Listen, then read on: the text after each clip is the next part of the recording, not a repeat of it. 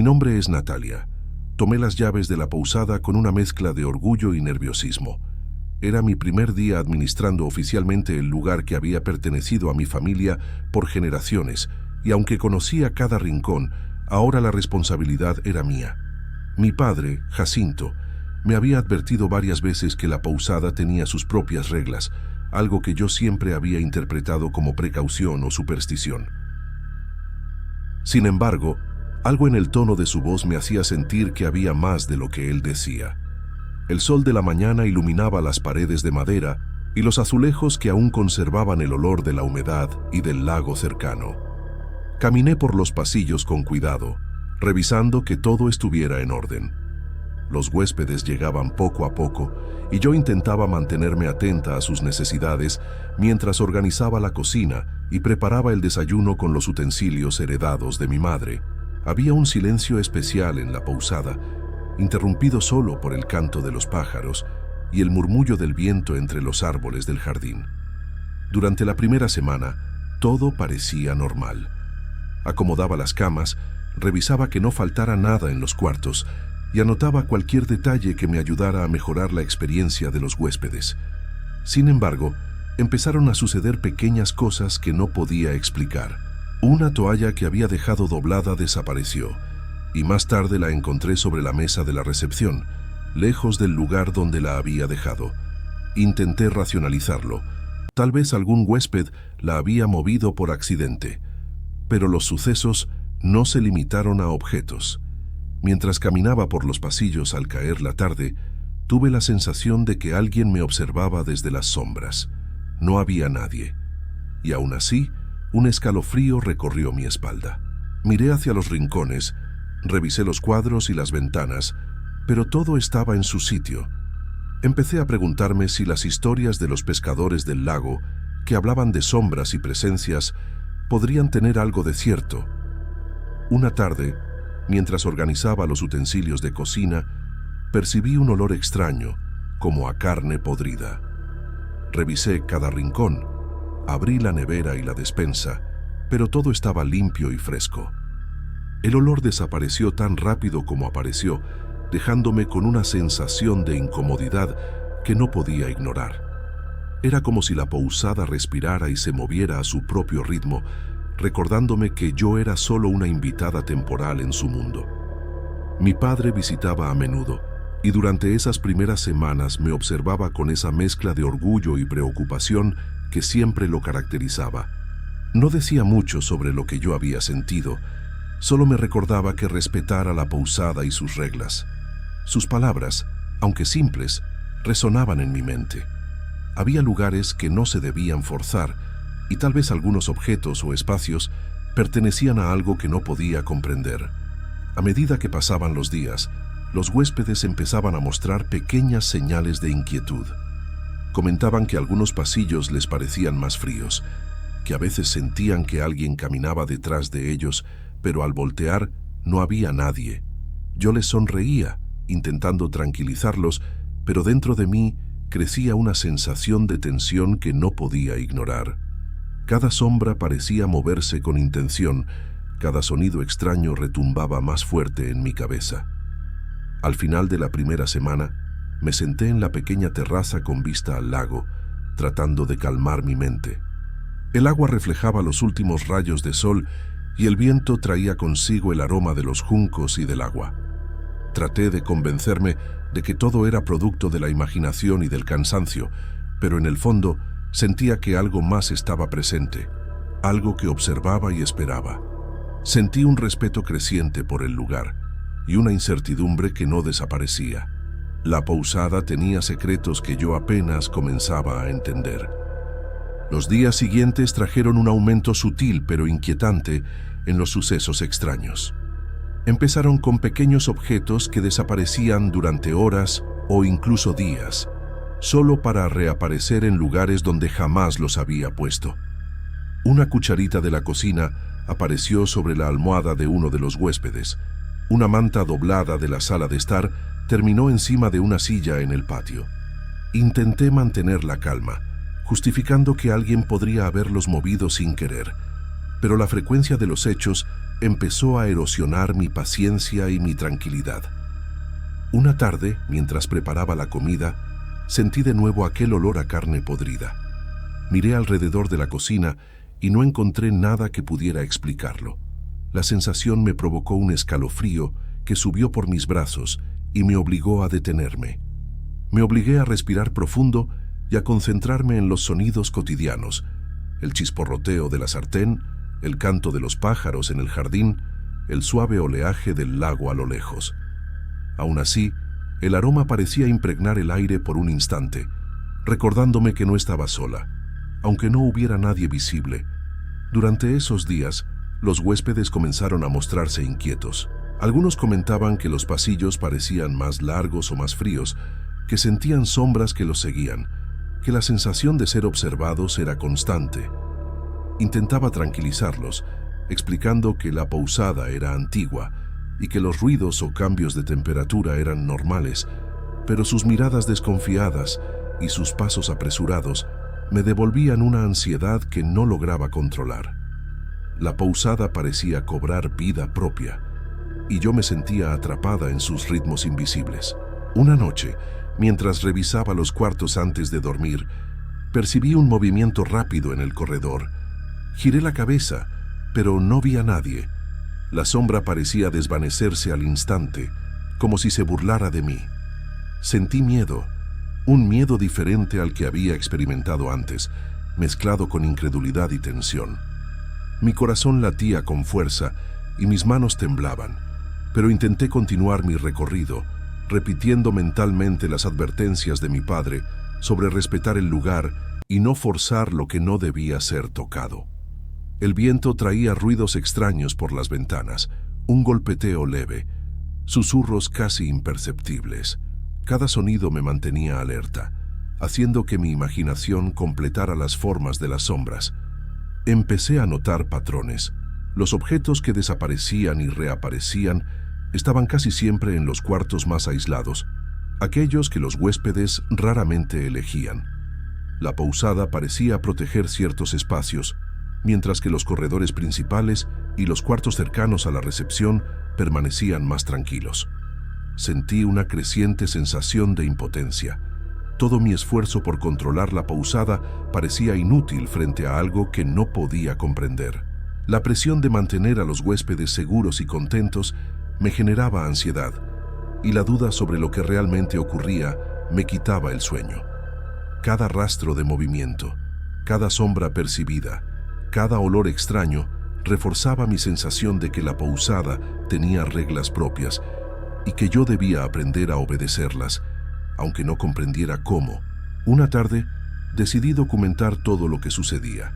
Pequeños cuadernos con anotaciones sobre los objetos que desaparecían, horarios de los ruidos extraños, descripciones de sombras y sensaciones. Quería encontrar un patrón, una explicación lógica, pero los datos solo me dejaban con más preguntas que respuestas. La realidad de la pousada comenzaba a imponerse sobre mi racionalidad, y empecé a sentir que estaba en un lugar donde la rutina cotidiana y lo sobrenatural coexistían de manera silenciosa, pero innegable. Al final de la segunda semana, me senté frente a la ventana de la recepción, mirando el lago al atardecer. El aire fresco traía consigo aromas del agua y la tierra húmeda, pero también una inquietud difícil de nombrar. Sabía que algo más estaba presente, algo que no se mostraba del todo, pero que observaba cada uno de mis movimientos. Una mezcla de respeto, miedo y fascinación me invadía. Comprendí que la pousada no era solo un lugar para hospedar a los demás, sino un espacio con voluntad propia, y que yo debía aprender a coexistir con sus secretos. Esa noche, el silencio de la pousada era distinto, pesado. Mientras caminaba por los corredores para cerrar las ventanas y apagar las luces, sentí de nuevo esa sensación de ser observada. No era solo un presentimiento, podía percibirlo en la nuca, como un calor húmedo que me recorría la piel. Cada sombra parecía más densa, más definida, y los ruidos antes leves se intensificaban en mis oídos, pasos que no correspondían a los míos, susurros que desaparecían al girar la cabeza, Al llegar al salón principal, noté un leve movimiento frente a la ventana que daba al patio. Me detuve, intentando calmar la respiración, y entonces lo vi, un reflejo idéntico al mío, pero que no estaba en el mismo lugar. Cada uno de mis movimientos, por más pequeños que fueran, se repetía exactamente en esa figura fantasmal. El corazón me dio un salto y sentí un frío helado que me dejó paralizada por un instante. No había explicación lógica, y la incredulidad luchaba con el terror que me invadía. Intenté acercarme lentamente, observando cada gesto de esa réplica de mí misma. El reflejo no parpadeaba, no respiraba como yo. Era un espejo vivo que imitaba cada movimiento, cada inclinación de cabeza, cada gesto de mis manos. Por un momento, tuve la certeza de que no podía tratarse de un juego de luces o de la imaginación. Era algo más profundo, algo que pertenecía a la Pousada y que había esperado a que yo estuviera sola para mostrarse. Retrocedí unos pasos, pero mi mirada no se apartaba del reflejo. Sentí una mezcla de miedo y fascinación. Era como si me estuviera mostrando algo que yo debía entender, un aviso silencioso de que ciertos espacios y ciertos objetos tenían un poder que no podía desafiar. La sensación de que la Pousada estaba viva se volvió abrumadora. Podía sentir su voluntad en cada sombra, en cada rastro de frío, en cada objeto que desaparecía misteriosamente. Al girar hacia los pasillos, percibí que algunos objetos que habían desaparecido días antes habían reaparecido cerca de la recepción. Todo parecía indicar que la Pousada recolectaba lo que debía ser visible y restringía lo demás a los cuartos aislados. Comprendí entonces que los espacios lejanos y solitarios eran territorios que yo no debía invadir, y que la figura reflejada me estaba enseñando la regla más importante: coexistir con sus normas sin forzarlas. El terror se mezclaba con un respeto creciente. Cada paso que daba debía ser medido, cada acción debía considerar la presencia de algo que no podía ver, pero que estaba allí, vigilando. La Pousada me enseñaba, de manera silenciosa pero firme, que no bastaba con conocerla. Debía observarla, entenderla y respetarla. Sentí que mi vida cotidiana, mis preocupaciones y mi rutina habían sido absorbidas por este lugar que tenía conciencia propia. Esa noche no dormí. Me senté junto a la ventana mirando el reflejo difuso de las luces sobre el lago y comprendí que debía adaptarme para seguir siendo la administradora de la Pousada. Cada sombra, cada objeto perdido, cada olor extraño, era parte de un sistema invisible que yo debía aprender a respetar. No había miedo irracional, solo una alerta constante que me obligaba a mantener la atención en cada detalle de la casa. Al amanecer, el reflejo había desaparecido y la Pousada parecía tranquila. Sin embargo, no era la misma tranquilidad de antes. Ahora estaba cargada de un respeto silencioso, de la conciencia de que los cuartos alejados y los objetos desaparecidos tenían un propósito que yo no podía ignorar. Me sentía agotada, pero decidida.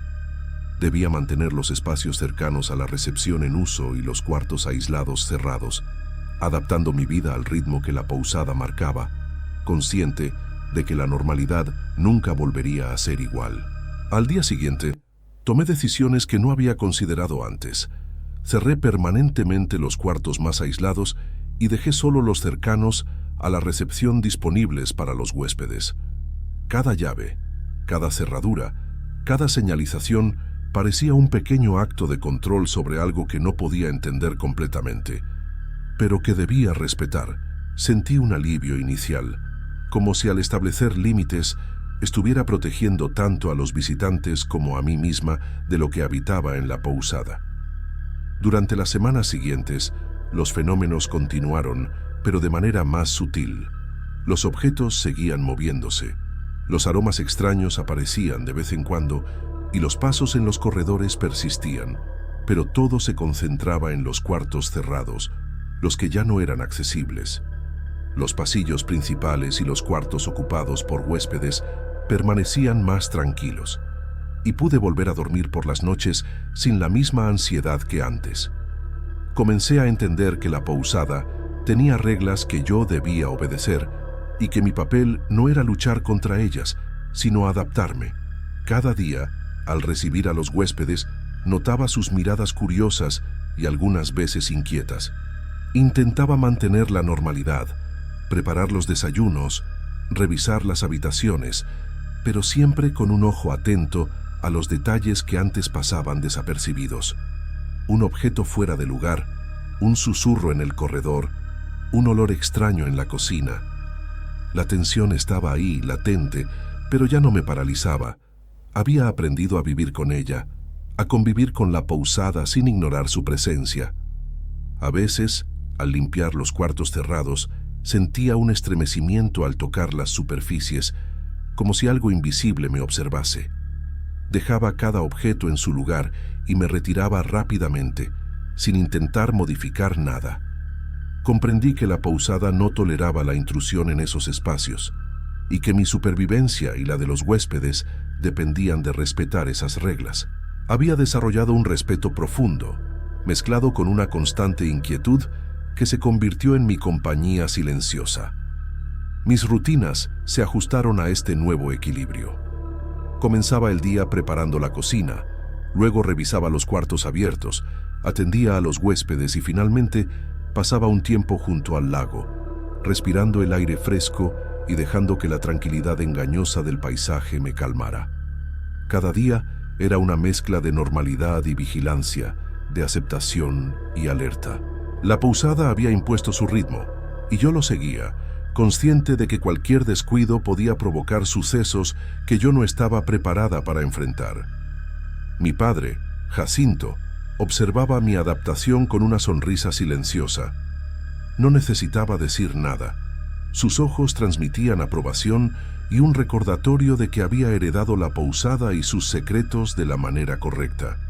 Su presencia, aunque limitada, era un ancla emocional. Me recordaba que la vida podía continuar, que los huéspedes podían disfrutar del lugar, siempre y cuando yo respetara lo que la Pousada demandaba.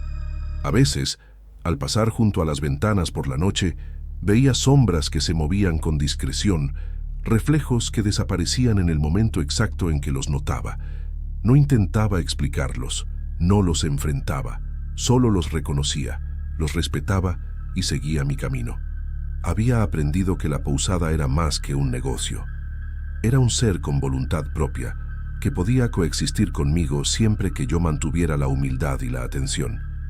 Ahora, mientras escribo esto, me siento sentada en la recepción, viendo el lago al atardecer. La Pousada sigue siendo un lugar de misterio, pero ya no me domina el miedo. He encontrado un equilibrio delicado entre lo cotidiano y lo desconocido, entre la hospitalidad y el respeto por lo que no puedo comprender completamente. Siento que vivo en un mundo que pertenece tanto a mí como a la Pousada, consciente de sus reglas y de su poder, con la certeza de que siempre habrá algo invisible observando mis pasos.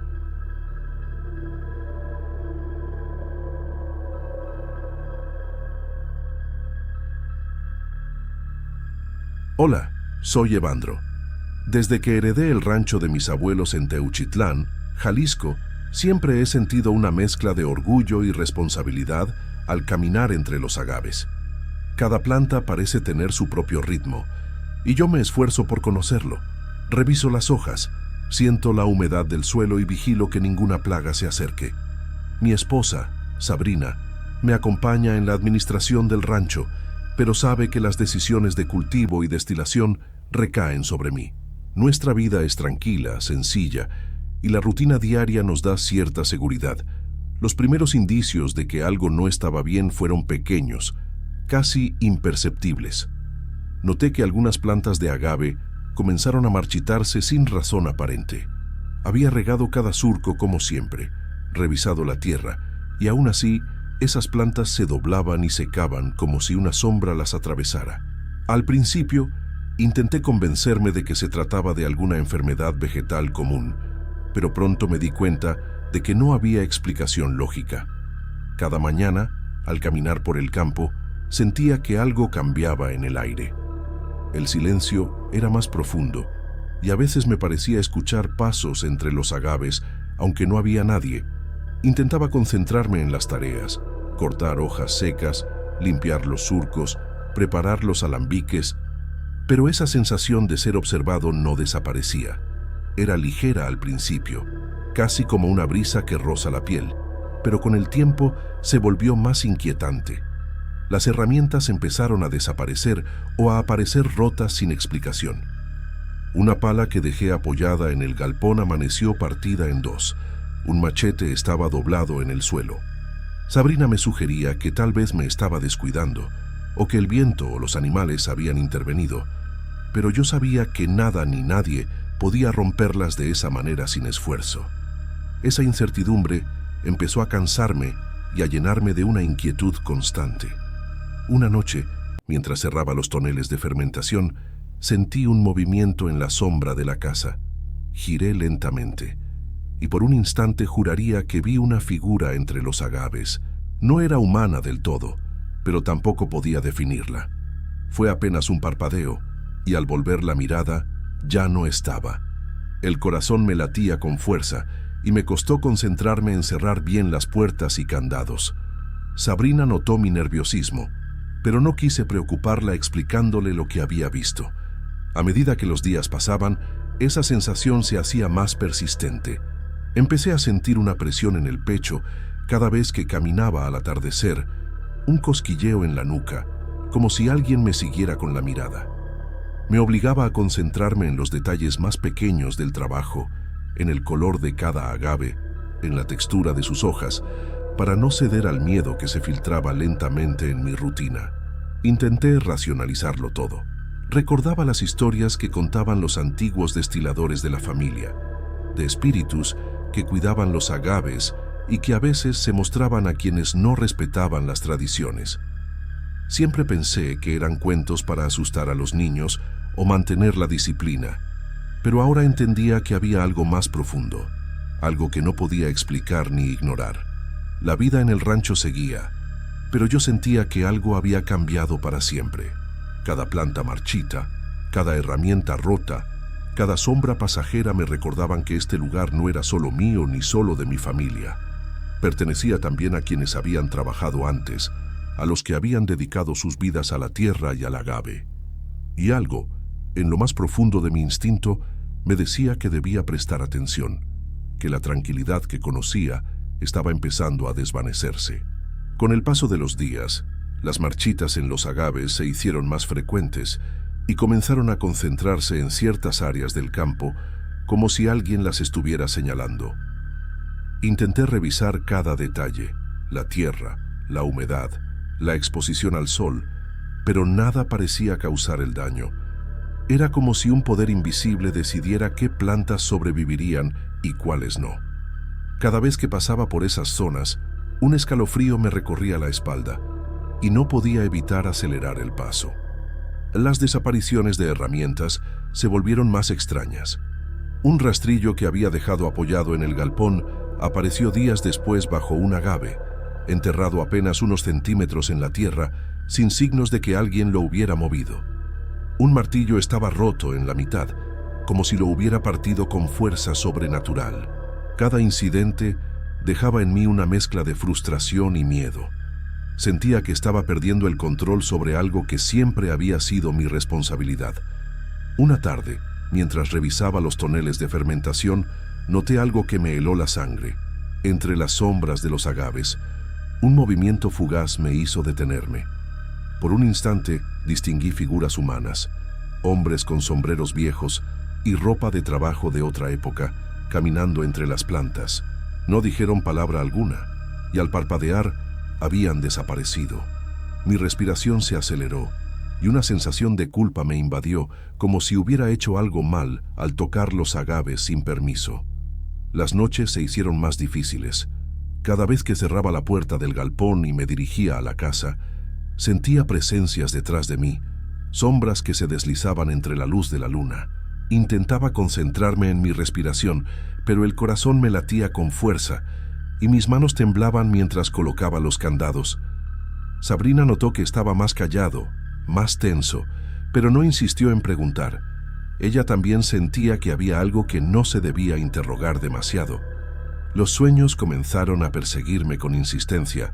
Veía los mismos rostros de los destiladores antiguos, caminando entre los agaves, realizando movimientos con precisión extraña. A veces depositaban algo en la tierra, otras veces se detenían y miraban directamente hacia mí, como si me observaran juzgando cada paso que daba en el rancho. Al despertar, me encontraba sudoroso y con un nudo en la garganta, incapaz de distinguir si lo había vivido o solo soñado. Intenté distraerme con el trabajo diario, enfocándome en la molienda del agave y en la destilación, pero incluso durante el día sentía la mirada de esas presencias invisibles. La sensación de ser observado se volvía más intensa en las zonas donde las plantas marchitas se acumulaban. Cada vez que intentaba racionalizarlo, recordaba los cuentos de los abuelos sobre espíritus que cuidaban los campos y comprendí que había algo que no podía controlar ni ignorar. La tensión afectó incluso mi relación con Sabrina. Hablábamos menos durante las noches y yo evitaba contarle todos los detalles, temiendo que el miedo la afectara. Sin embargo, ella notaba mis silencios y mis miradas hacia los agaves, como si esperara que algo se moviera entre las hojas. A veces me sentía solo, aunque sabía que no lo estaba. Sentía la presencia constante de quienes habían trabajado antes que nosotros, como si el rancho entero tuviera vida propia y conciencia de cada acción que realizábamos. Comencé a darme cuenta de que no podía ignorar lo que estaba pasando. La rutina que antes me daba seguridad, ahora estaba teñida de un misterio que no podía explicar. Cada herramienta rota, cada planta marchita, cada sombra que se movía entre los agaves, me recordaba que este lugar tenía reglas antiguas y que yo, por mucho que respetara la tradición de la destilación, aún era un extraño en su historia. Empecé a comprender que debía observar y aprender, más que intentar dominar el rancho por completo. Una noche de luna llena, sentí un impulso que no pude ignorar y salí al campo de agaves mucho más tarde de lo habitual. La luz de la luna iluminaba las hojas puntiagudas con un resplandor casi plateado, y cada sombra parecía moverse con vida propia. Caminé despacio, tratando de no hacer ruido, cuando de repente los vi, figuras humanas, delgadas y vestidas con ropas antiguas, caminando entre los agaves con movimientos precisos, casi coreografiados. No eran como los destiladores de mis sueños. Estos parecían más reales, como si hubieran regresado del pasado. Portaban objetos rudimentarios, pequeños frascos, herramientas de madera y telas gastadas. Se agachaban junto a algunas plantas, depositando algo en la tierra, y sus movimientos me recordaban a rituales que había visto en viejas fotografías de la familia, aunque nunca imaginé que pudieran practicarse todavía. Me quedé inmóvil, con el corazón latiéndome a 1000 por hora, sin atreverme a acercarme. Cada gesto, cada paso de esas figuras parecía cargar siglos de tradición y una energía que podía ser protectora o vengativa. Sentí miedo, pero también una fascinación que me obligaba a observar. Era como presenciar algo prohibido, algo que no debía tocar ni cuestionar. En algún momento, una de las figuras alzó los brazos hacia la luna y entonó un canto suave, apenas audible, que resonó entre los agaves. Era hipnótico y perturbador al mismo tiempo. La brisa llevaba susurros que no comprendía del todo, pero que me hacían sentir que estaba frente a un conocimiento ancestral que se negaba a ser explicado. Me di cuenta de que cada movimiento tenía un propósito: proteger las plantas, mantener la tradición viva y quizás advertir a los vivos que este lugar no podía ser manipulado sin respeto. Al volver a la casa, mis manos temblaban y el sudor me empapaba la frente. No podía dormir. La visión de los rituales me acompañó toda la noche. Cada vez que cerraba los ojos, los veía entre los agaves con los frascos, las herramientas y los movimientos antiguos. Comencé a preguntarme si estaba soñando o si realmente había presenciado algo que trascendía el tiempo. Con el paso de las semanas, los sueños se hicieron recurrentes. Cada luna llena, volvía a ver los mismos rituales, los mismos gestos, las mismas figuras. Incluso durante el día, al caminar entre los agaves, sentía su presencia, como si me observaran a distancia, asegurándose de que no rompiera las reglas que ellos mantenían desde hacía generaciones. Empecé a sentir una mezcla de respeto y temor profundo. Sabía que no podía confrontarlos ni desafiar lo que representaban. La tradición del rancho, la vida de los agaves y el legado de los antiguos destiladores estaban entrelazados con algo que yo no podía controlar ni entender completamente. Cada noche me enseñaba a ser paciente, a observar y a respetar, y no a imponer mi voluntad sobre el campo. Esa noche de luna llena marcó un antes y un después en mi vida en el rancho. Comprendí que había fuerzas que escapaban a la lógica y que mi papel no era dominar sino coexistir. Los sueños, las apariciones y los rituales no eran amenazas, eran recordatorios de que debía trabajar con respeto, mantener la tradición viva y aceptar que el rancho tenía reglas que no estaban escritas en papel, sino en el tiempo y la memoria de quienes lo habían cuidado antes que yo. Después de tantas noches inquietantes, decidí que debía cambiar mi forma de trabajar. Ya no volvería al campo después del atardecer. Comprendí que había límites que no debía cruzar. Durante el día, el rancho era mío, pero la noche pertenecía a otros, a aquellos que habían cuidado los agaves mucho antes de que yo naciera. Esta decisión me trajo una mezcla de alivio y cierta tristeza, porque perder la libertad de recorrer el campo cuando quería era doloroso, pero necesario. Sabrina me acompañó en esta nueva rutina sin hacer preguntas. Ella entendía que algo había cambiado en mí, en nosotros, y que el rancho no podía ser tratado solo como un lugar de trabajo. Aprendimos a respetar los espacios donde las presencias se sentían más fuertes y a observar los agaves con mayor atención y reverencia. Cada planta, cada surco de tierra, parecía tener su propia historia, y nosotros debíamos formar parte de ella sin alterarla. Noté que las marchitas comenzaron a disminuir. Las plantas parecían aceptar mi respeto y mi nueva forma de actuar. Las herramientas dejaron de desaparecer o romperse sin motivo, y el galpón volvió a sentirse seguro durante el día. Cada pequeño cambio me recordaba que había aprendido algo importante. No todo en el rancho podía ser controlado con manos humanas, y el equilibrio dependía de la armonía entre lo que veíamos y lo que no. Mis sueños también cambiaron, aunque los rostros de los destiladores antiguos seguían apareciendo durante la luna llena, ya no eran aterradores. Observaban, a veces caminaban entre los agaves, pero sentía que habían aceptado mi respeto y mi lugar en el rancho. Sus rituales continuaban, pero yo ya no intentaba intervenir ni entenderlos por completo. Simplemente los respetaba. Con el tiempo, aprendí a escuchar los pequeños signos que me daba el rancho. Una hoja que se movía diferente, un surco más húmedo que otro, la forma en que la luz de la mañana tocaba las plantas. Cada detalle me enseñaba a trabajar con paciencia y cuidado. Entendí que mi tarea no era solo producir tequila de calidad, sino proteger y honrar la tradición que me había sido confiada. La vida en el rancho volvió a una especie de normalidad, aunque con una conciencia nueva y constante de lo que me rodeaba. Cada día trabajaba con Sabrina, siguiendo los pasos de nuestros antepasados, pero sin intentar dominar lo que pertenecía a otra dimensión del tiempo y la memoria. La tranquilidad diurna nos permitió reconectar con la esencia de nuestro trabajo, sin miedo, pero con respeto profundo. A veces, en las noches de luna llena, cierro los ojos y veo brevemente los rituales entre los agaves, los gestos de los destiladores antiguos, y siento que no estoy solo. No hay terror, sino una sensación de guía silenciosa, un recordatorio de que estamos en un lugar sagrado, donde el trabajo humano y la tradición ancestral se entrelazan de manera indisoluble. Hoy sé que la vida en el rancho no es solo mía, ni solo de mi familia. Es de todos los que lo han cuidado antes y de quienes lo cuidarán después.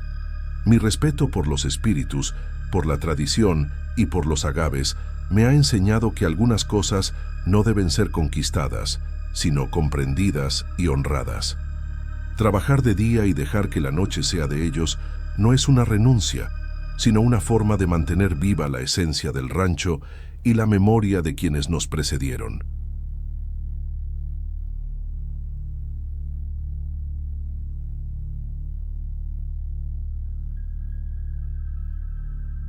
Me llamo Talita. Mudarnos a aquel departamento en Guadalajara parecía el inicio de un capítulo nuevo y prometedor en mi vida. La emoción de abrir las cajas, acomodar la ropa y poner cada cosa en su lugar llenaba el apartamento de una energía casi tangible.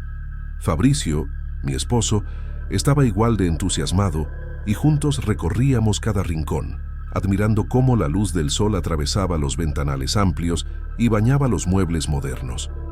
Todo parecía perfecto, como si el pasado del lugar no tuviera importancia alguna.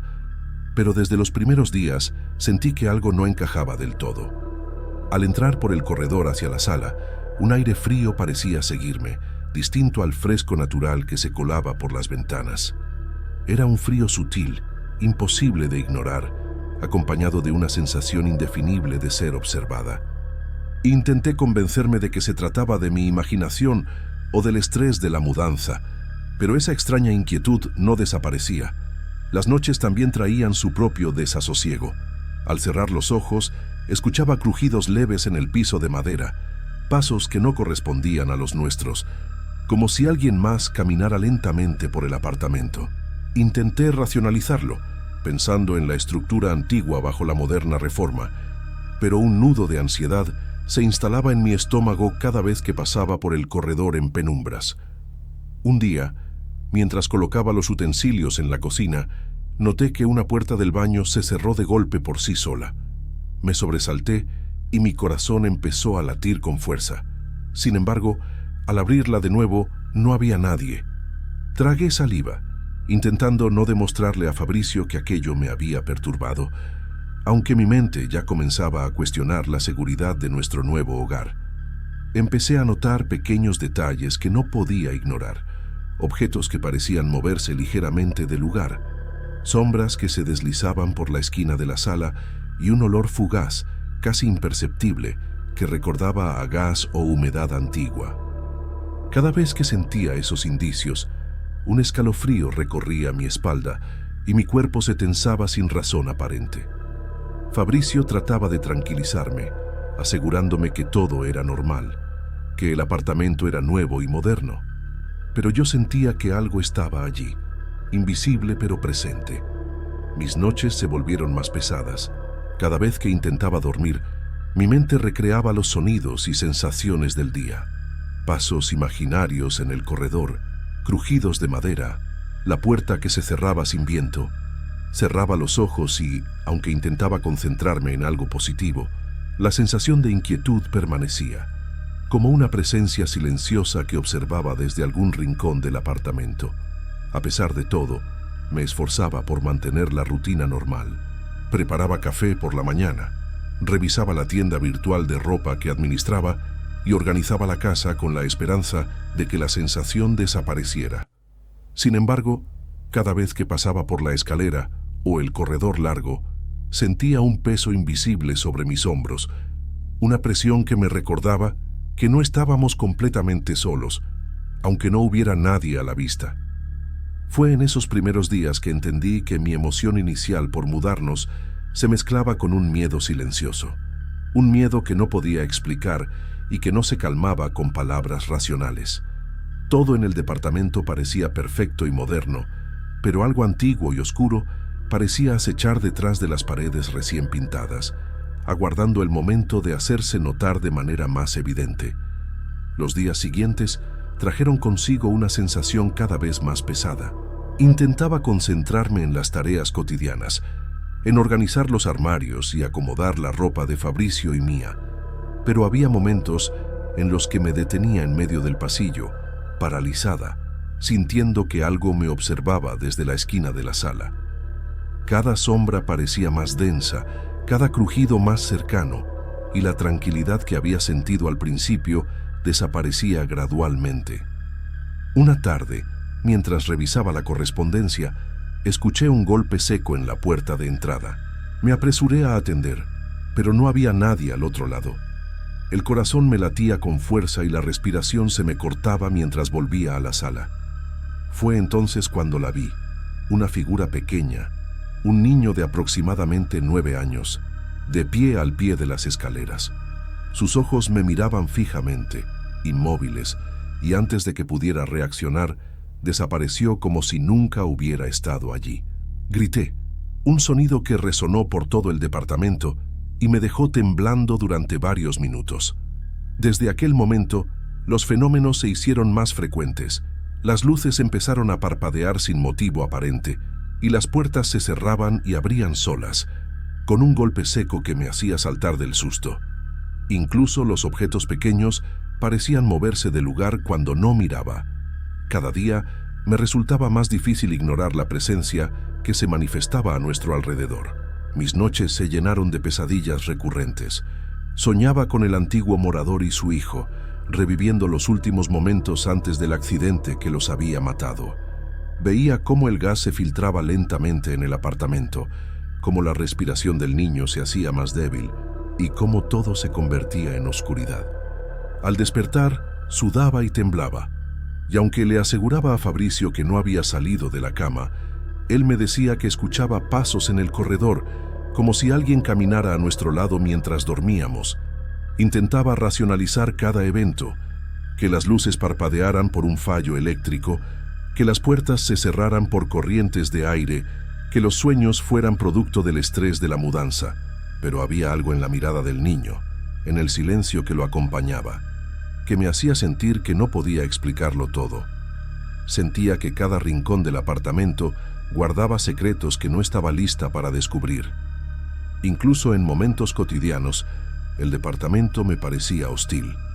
Mientras cocinaba, sentía como si alguien respirara detrás de mí, y al girarme no había nadie.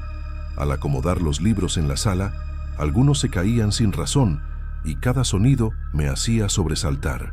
Mi cuerpo reaccionaba antes que mi mente, y un miedo irracional me envolvía, aunque intentara mantener la calma por Fabricio y por mí misma. Fabricio seguía intentando mantener la racionalidad. Comentaba que todo podía explicarse con causas naturales, que mi imaginación estaba jugando con mis sentidos, pero sus palabras no me consolaban. La tensión entre lo que sentía y lo que se suponía normal comenzaba a desgastarnos a ambos. Me sentía atrapada en un espacio que, aunque moderno y luminoso, estaba cargado de recuerdos invisibles que reclamaban ser notados. Al final de cada día, antes de dormir, recorría el apartamento con una mezcla de temor y curiosidad. Miraba la escalera donde había visto al niño por primera vez, revisaba los rincones oscuros del pasillo, y aunque no encontraba nada, la sensación persistía. Algo había habitado este lugar antes de nosotros, algo que todavía no estaba listo para dejarnos en paz. Cada noche, el miedo se asentaba un poco más en mi pecho, anunciando que lo que vendría sería aún más inquietante. Los días se volvieron más pesados, y la sensación de que algo nos observaba no me abandonaba ni un instante. Cada vez que pasaba por la sala, mi mirada se dirigía inevitablemente hacia el reloj de pared, un objeto que hasta entonces me había parecido inofensivo. Pero una tarde, al mirar la hora, descubrí que estaba detenida exactamente a la misma hora que había ocurrido el accidente del antiguo morador y su hijo. Mi respiración se aceleró y un escalofrío recorrió todo mi cuerpo. Era imposible que coincidiera por casualidad. Intenté ignorarlo, convencida de que los relojes podían fallar. Compré otro nuevo, más moderno y silencioso, con la esperanza de que el fenómeno terminara. Sin embargo, al poco tiempo, el mismo reloj se detuvo de nuevo, marcando la hora exacta. La desesperación empezó a apoderarse de mí. Sentía que el apartamento se burlaba de mis intentos por mantener la normalidad, que estaba bajo la vigilancia de algo invisible que controlaba cada detalle de nuestra vida diaria. Las pesadillas se intensificaron. Ahora no solo veía el accidente, sino que sentía la presencia del niño y del hombre siguiéndome por los pasillos. Cada sombra, cada sonido nocturno, parecía confirmar que no estábamos solos. Me despertaba sudando y con el corazón desbocado, y aunque Fabricio me preguntaba si había recorrido el apartamento durante la noche, le aseguraba que no había salido de la cama. Él escuchaba pasos en el corredor, pasos que yo no podía explicar, y su incredulidad comenzaba a tambalearse frente a la evidencia silenciosa. Incluso en momentos de actividad cotidiana, La atmósfera se volvió opresiva. Mientras ordenaba los cajones de la cocina, sentía una mirada invisible sobre mí, y el simple acto de caminar por el pasillo se convertía en un desafío. La tensión me agotaba, y cada día me despertaba con un nudo de ansiedad en la garganta, preguntándome cuánto tiempo más podríamos soportar vivir bajo esa vigilancia silenciosa.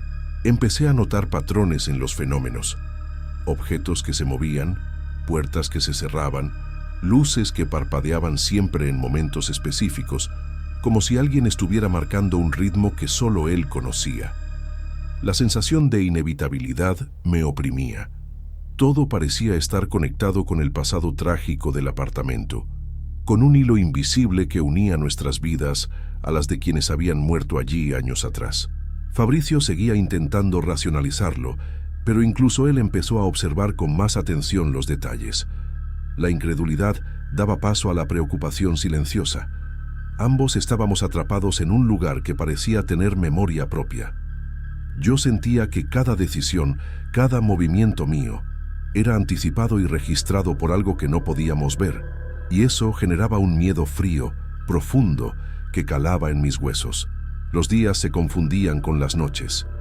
Cada recorrido por el departamento se volvió una prueba de resistencia emocional.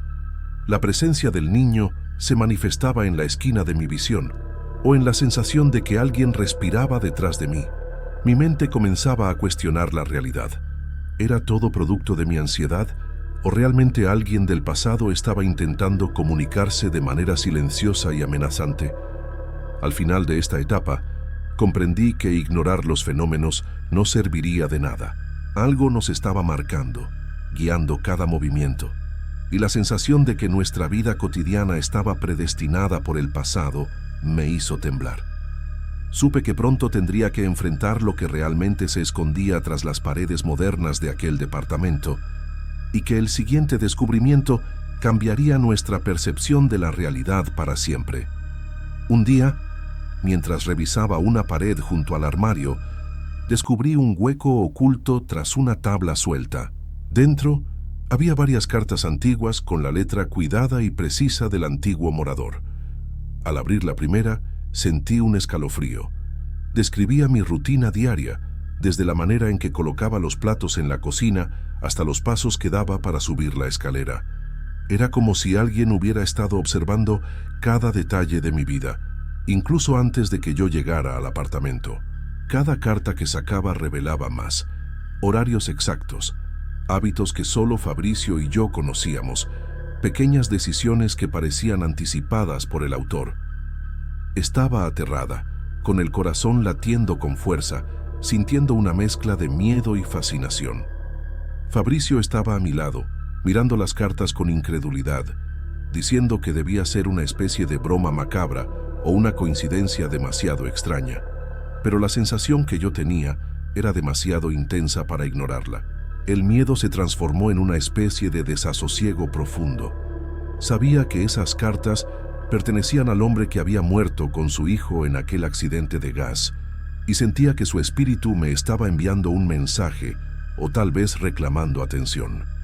Cada detalle coincidía con nuestras vidas, y cada coincidencia aumentaba la tensión que se había acumulado durante semanas. Decidí que no podía seguir viviendo bajo esa vigilancia silenciosa. Con manos temblorosas, reuní las cartas y las llevé a la terraza para quemarlas. Mientras el fuego consumía el papel, un alivio pasajero me recorrió el cuerpo, pero también un remordimiento extraño, como si al destruirlas hubiera cerrado una puerta que nunca debería haberse abierto. Aún así, necesitaba recuperar la sensación de control sobre mi hogar. Nunca fui una mujer muy religiosa, pero sentí que quemar las cartas no era suficiente. Al día siguiente, fui a la parroquia local y arreglé con el padre para que viniera a bendecir nuestra casa. No le di muchos detalles, solo le dije que estábamos teniendo pesadillas y problemas en casa. Vino una tarde calurosa, un sábado, rociando agua bendita y rezando por toda la casa. Sentí una calma gradual mientras él pasaba, y aunque no podía ver ninguna presencia, la energía del lugar se tornó menos opresiva. Las luces dejaron de parpadear, Las puertas dejaron de moverse por sí solas, y el niño que me había observado en las escaleras ya no apareció. Por primera vez en semanas, respiré sin sentir esa presión invisible. Sin embargo, la paz no era completa. Por las noches, al acostarme, sentía un ligero escalofrío que me recordaba que aquello había sido real. La experiencia había dejado huellas profundas en mí, y aunque los fenómenos más intensos habían cesado, sabía que nunca volvería a dormir completamente tranquila en ese lugar. Cada sombra, cada crujido, aún me hacía mirar de reojo. Fabricio intentaba mantenerse racional, asegurando que lo peor había pasado, pero yo sabía que algo había cambiado dentro de mí. La sensación de vulnerabilidad y de haber estado bajo la mirada de algo que no comprendíamos había dejado una marca imborrable en nuestra vida cotidiana. El apartamento seguía siendo moderno y luminoso, pero ya no se sentía del todo nuestro.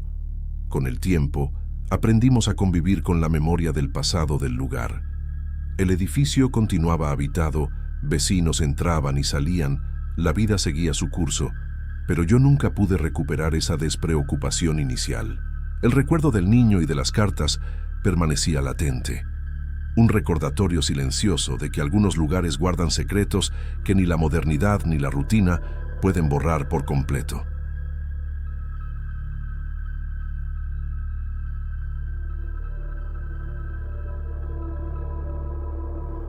La historia que voy a contar hoy cambió mi perspectiva sobre lo que ocurre cuando morimos. Mi nombre es Rafael, y ya no me pregunto si existe vida después de la muerte, porque descubrí la respuesta de una manera que jamás habría querido. Cuando llegué al despacho de publicidad en Providencia aquella tarde, todo parecía normal. Las mesas estaban ordenadas, los monitores encendidos, y un aroma a café recién hecho recorría el aire. Siempre me gustaba llegar un poco antes para preparar mi espacio y revisar los proyectos pendientes. Era una rutina que me daba cierta tranquilidad. Lucio estaba en su escritorio, escuchando música y moviendo el pie al ritmo de las canciones, como hacía casi todos los días. Apenas había saludado a algunos colegas cuando noté que Lucio parecía incómodo. Al principio pensé que era el cansancio de la mañana, pero su gesto se volvió tenso y sus manos temblaban mientras intentaba levantarse. Corrí hacia él, alarmado, mientras otros compañeros se acercaban también.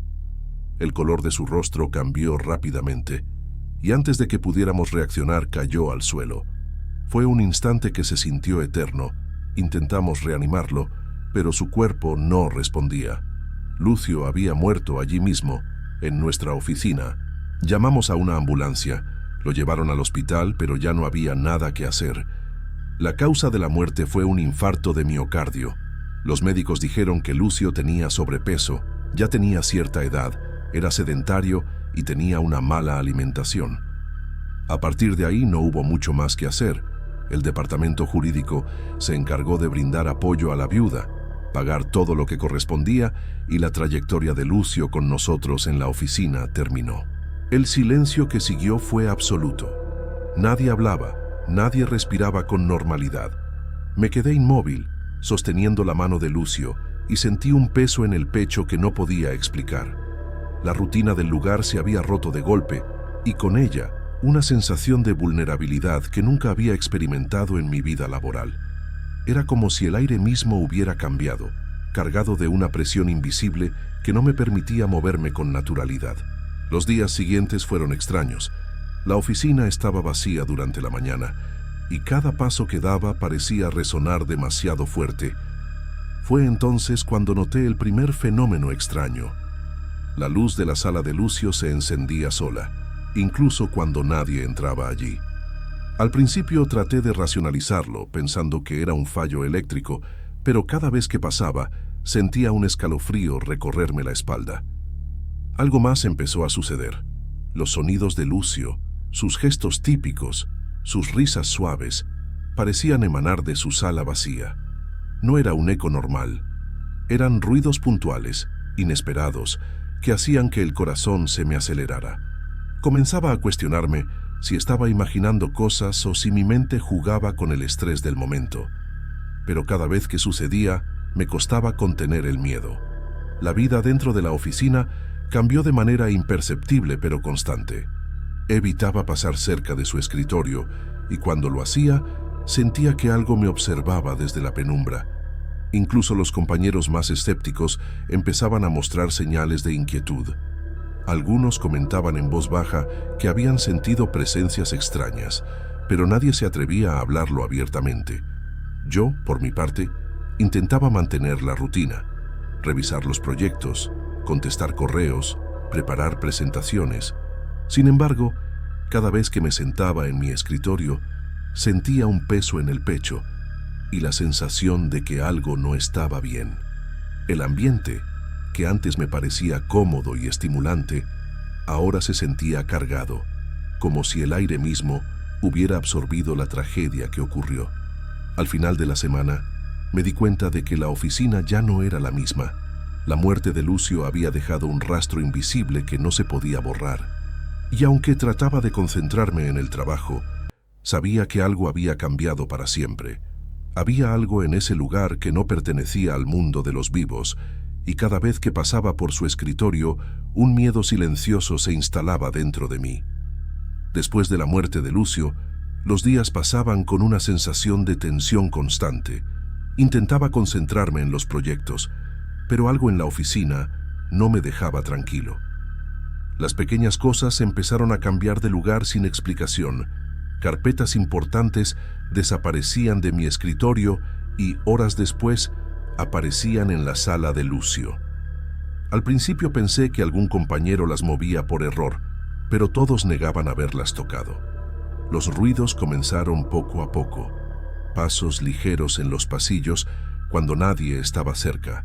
Sutiles susurros que se apagaban en cuanto volteaba a mirar.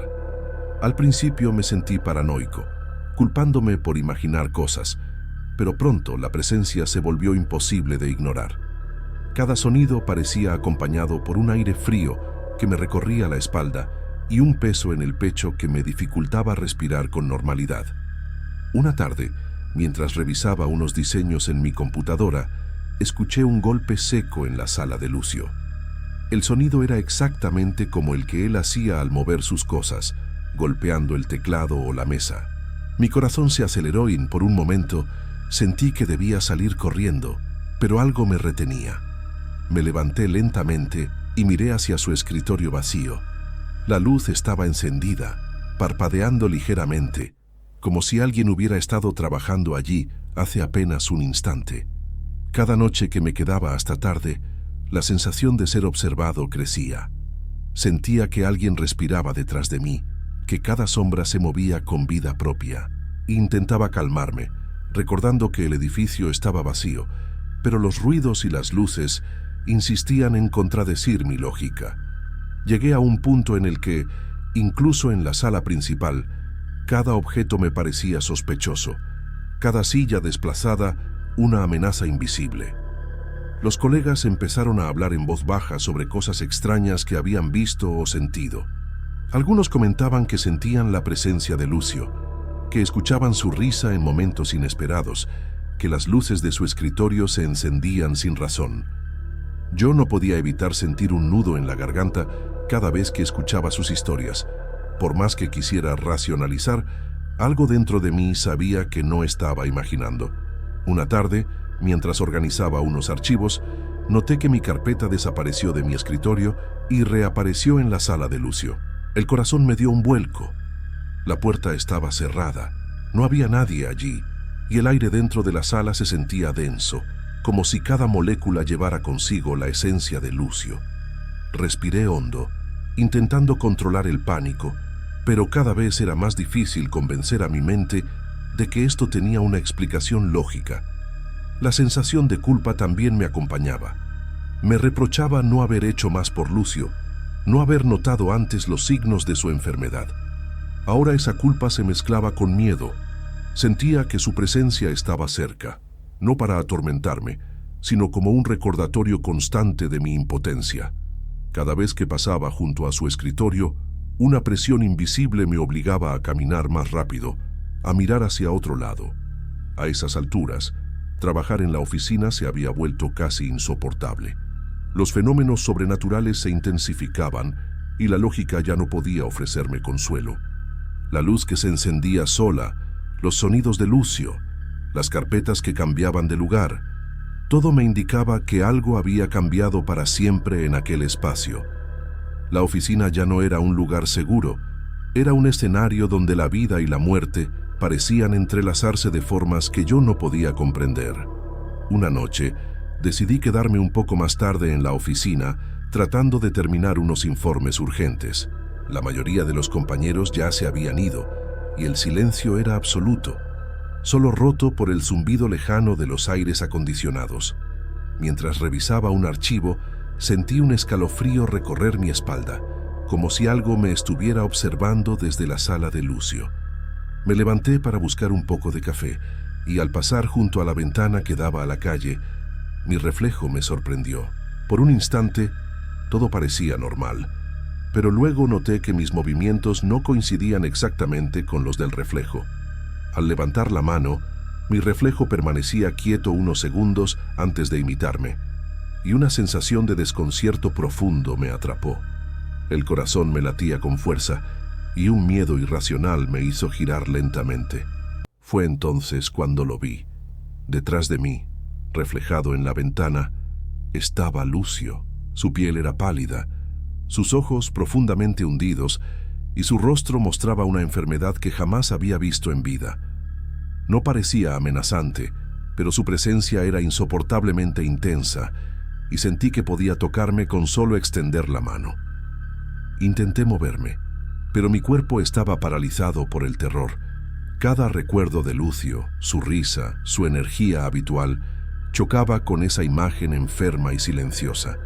Era como si la muerte misma hubiera dejado un rastro de él en aquel lugar, y yo no podía hacer nada para escapar de su mirada.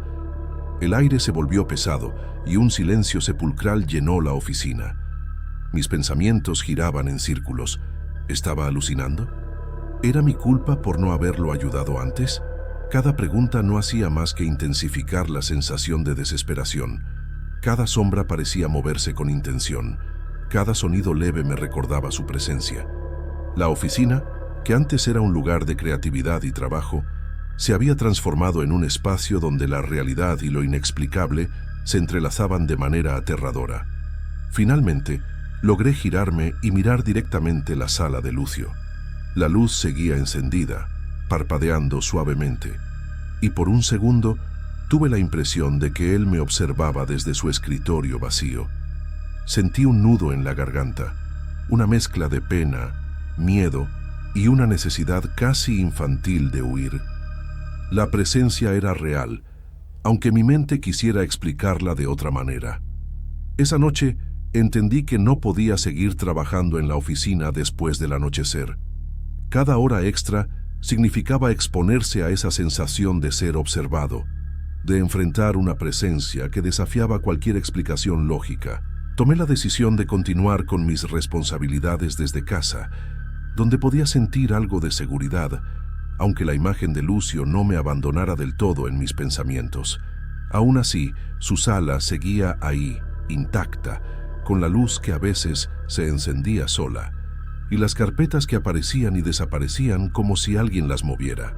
Los compañeros continuaban mencionando los mismos fenómenos que yo había experimentado, y comprendí que aquel lugar había quedado marcado para siempre. La muerte de Lucio no había sido un final, había dejado un rastro que no podía borrarse, y la oficina, por más moderna y luminosa que fuera, se había convertido en un sitio donde lo inexplicable coexistía con la rutina diaria.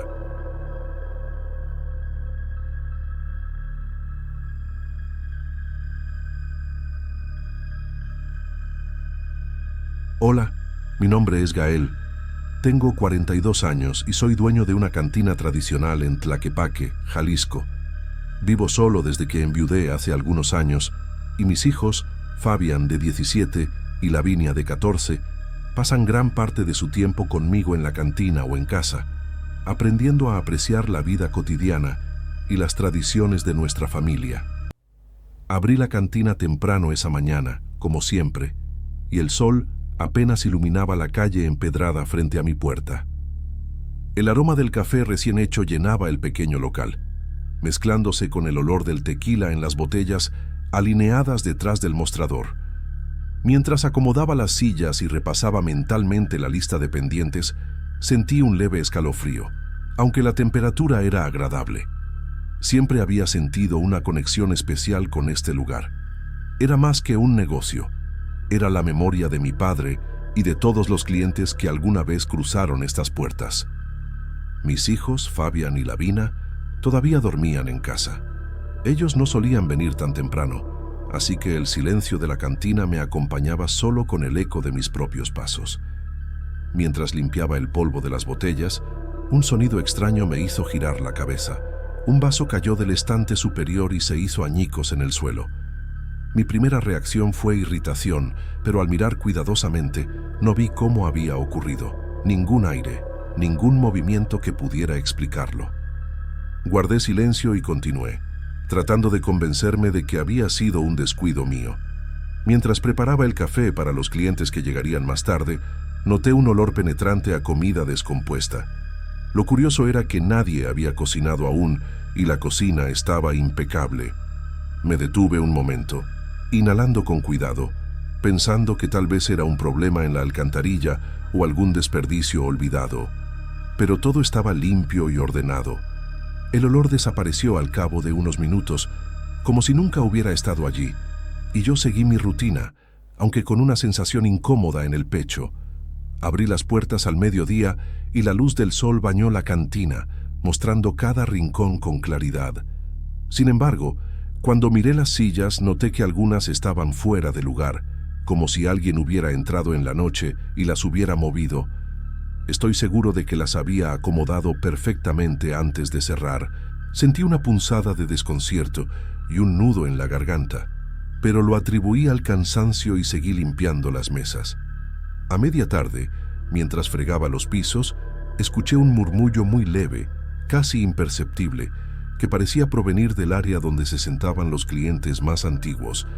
Me detuve, conteniendo la respiración, y presté atención.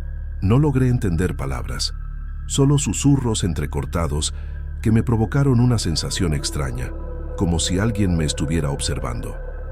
Intenté racionalizarlo, pensando que sería mi mente jugando trucos por el cansancio.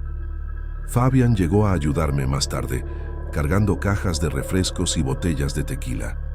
Comentó algo sobre el extraño ambiente en la cantina esa mañana, pero rápidamente lo dejamos pasar. Lavina llegó después, y noté cómo se mantenía cerca de mí con la mirada inquieta sobre los rincones del local.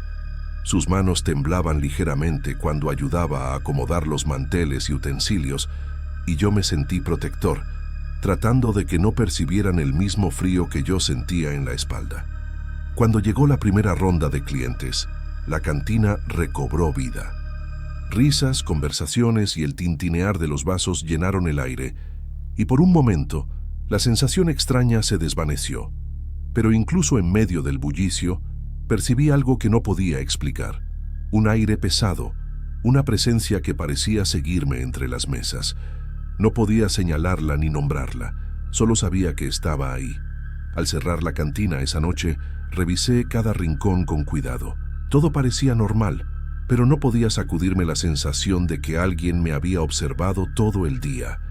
Mientras apagaba las luces y guardaba las llaves, sentí un susurro cerca del mostrador, tan breve que dudé si lo había imaginado.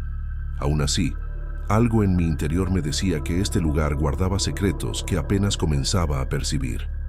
Los días siguientes fueron extraños, aunque al principio traté de ignorarlo. Cada mañana revisaba el lugar con cuidado, asegurándome de que todo estuviera en orden, pero los pequeños detalles continuaban apareciendo. Un vaso colocado de manera diferente, las sillas ligeramente fuera de sitio, utensilios de cocina fuera de lugar. Intentaba racionalizarlo, pensando en el cansancio o en descuidos, pero mi intuición me decía que algo más estaba ocurriendo. Un mediodía, mientras preparaba los ingredientes para los tacos y las enchiladas, de repente el olor a comida podrida regresó con fuerza. La cocina estaba vacía, y yo no había dejado nada que pudiera haber fermentado. Me detuve, mirando alrededor con nerviosismo. Fabián y Lavina no estaban cerca, y la sensación de soledad se intensificó, como si el aire mismo pesara sobre mis hombros. Respiré hondo y seguí trabajando, pero una parte de mí no dejaba de sentir que alguien más estaba presente. Aquella tarde, mientras acomodaba las mesas para los clientes que comenzaban a llegar, escuché susurros de manera más clara. Nombres familiares, de clientes antiguos que ya habían fallecido, flotaban en el aire. Me detuve en seco y mi corazón se aceleró. Intenté ignorarlo, diciéndome que era mi imaginación, pero había algo en esos murmullos que me helaba la sangre, como si cada palabra cargara una intención. Los objetos comenzaron a moverse de manera sutil, pero inquietante.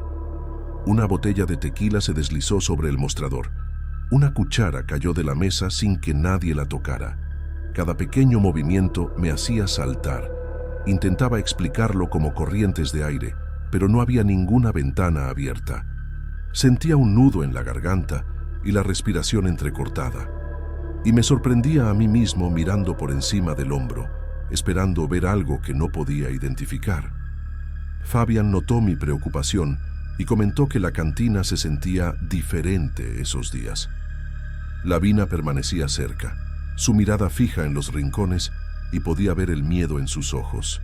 Me sentí responsable por ellos, tratando de mantener la calma y continuar con la rutina normal, pero cada vez me costaba más fingir que todo era normal. La cantina, que siempre había sido un refugio de recuerdos y risas, comenzaba a sentirse pesada y extraña.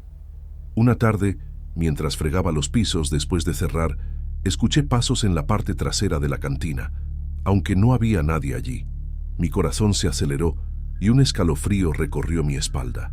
Me detuve y escuché con atención, pero todo estaba en silencio, salvo por el sonido de mis propios movimientos. La sensación de ser observado era constante, y una mezcla de miedo y curiosidad me mantenía alerta en cada momento. Cada noche, después de cerrar, sentía que los susurros no desaparecían del todo. Era como si la cantina estuviera viva con memorias de antiguos clientes, voces que no podían descansar. Aunque intentaba explicarlo racionalmente, una parte de mí comenzaba a aceptar que no estaba solo en el local. La ansiedad y el cansancio me acompañaban, y en ocasiones me encontraba mirando los rincones con la esperanza de no ver nada, pero con el corazón preparado para cualquier sorpresa. Finalmente, un día, mientras preparaba la barra para el turno de la tarde, sentí una presencia más definida. No era solo un susurro o un olor extraño. Había algo tangible en el ambiente, algo que me observaba desde el otro lado del mostrador. Una mezcla de temor y fascinación me invadió, y supe que estaba comenzando a enfrentar algo que superaba la explicación común. La cantina ya no era solo un negocio, era un espacio donde lo inexplicable empezaba a abrirse paso. Esa noche, decidí quedarme más tarde en la cantina, solo, para terminar de limpiar y organizar todo. La luz amarilla del local iluminaba débilmente cada rincón, y el silencio parecía más pesado que nunca.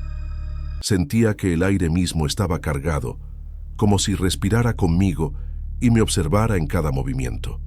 Cada paso que daba me hacía temblar ligeramente, pero me obligaba a seguir adelante, convencido de que debía enfrentar lo que fuera que estuviera sucediendo. Mientras acomodaba unas botellas en la estantería, un vaso cayó al suelo sin que lo hubiera tocado. El sonido resonó en todo el local, y mi corazón se aceleró. Caminé hacia él, recogí los fragmentos y los puse a un lado, intentando mantener la calma. Pero un olor intenso a comida descompuesta volvió a invadirme, más fuerte que nunca. La cocina estaba completamente vacía y limpia, y el aire no tenía explicación para aquel aroma. Una parte de mí temía levantar la mirada. Fue entonces cuando los susurros comenzaron de nuevo, pero más claros. Nombres de clientes antiguos que ya habían fallecido flotaban alrededor del mostrador, acompañados de risas apagadas y fragmentos de conversaciones que jamás había escuchado en vida. El miedo se mezclaba con la fascinación. Sentí un respeto profundo por esas presencias, aunque también un vértigo que me obligaba a permanecer en silencio absoluto, tratando de no provocar nada. De repente, noté un movimiento en la barra. Una silla se deslizó sola y el hielo en los vasos tintineó suavemente, como si alguien acabara de sentarse. Mis manos temblaban mientras me acercaba con cautela, respirando con dificultad. Cada paso me parecía interminable y el peso del silencio era casi insoportable. Sabía que algo o alguien estaba allí y no podía explicarlo con lógica alguna. Al llegar al mostrador, lo vi. Era un hombre de edad avanzada, vestido con ropas que parecían de otra época, sentado en la barra como si hubiera esperado por mí. Bebía lentamente, con calma, sin mirarme directamente, como si formara parte del ambiente desde siempre. La luz lo iluminaba de manera tenue, mostrando un rostro marcado por los años y una expresión tranquila pero solemne. Mi corazón latía con fuerza y sentí un miedo profundo mezclado con una extraña admiración. Intenté acercarme para hablarle o al menos mirarlo más de cerca, pero cuando estiré la mano, la figura desapareció. Solo quedaba el vacío, un silencio absoluto y el eco de mi propia respiración. La sensación que dejó fue tan intensa que me quedé inmóvil durante varios minutos, sin atreverme a moverme, tratando de procesar lo que acababa de ver. No había duda. La cantina estaba habitada por algo que no podía comprender completamente. Después de recuperar algo de control sobre mí mismo, revisé cada rincón nuevamente. Todo estaba como siempre, sin rastros de la figura, sin objetos fuera de lugar, ni olores extraños, al menos por un momento. Sin embargo, el recuerdo de su presencia, de su mirada y del modo en que parecía existir naturalmente en la cantina se quedó grabado en mí. Sentí una mezcla de respeto y temor y una certeza de que esa aparición no era una amenaza, sino un habitante silencioso de este lugar. Esa noche me fui a casa con los nervios alterados y el corazón pesado.